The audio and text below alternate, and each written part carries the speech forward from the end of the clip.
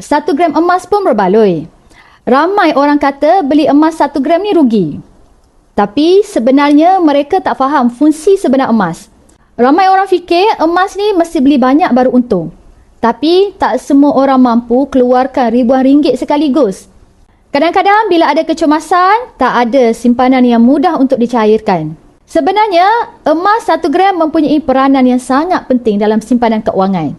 Walaupun kecil tuan-puan, emas 1 gram adalah emas berketulinan 999.9 dan nilainya sekarang sekitar RM700. Kecil-kecil pun simpanan emas 1 gram sangat sesuai untuk simpanan kecemasan, belanja harian jika perlu dan juga simpanan kecil tapi perlu konsisten. Bayangkan tuan-puan, ada 12 keping emas 1 gram. Jika darurat, boleh jual sedikit demi sedikit. Dah cukup untuk belanja dapur satu keluarga. Inilah kelebihan simpanan emas kecil. Ia memberi fleksibiliti keuangan kepada kita.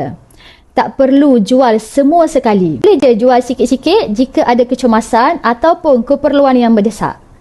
Cara paling mudah kumpul emas kecil adalah melalui akaun emas cap di Public Gold. Simpan je sikit-sikit setiap bulan. Cukup setahun, boleh keluarkan gold bar 1 gram. Nak mula simpanan emas dengan akaun emas cap? Boleh komen dan saya akan bantu anda langkah demi langkah dalam simpanan emas yang terbaik untuk anda.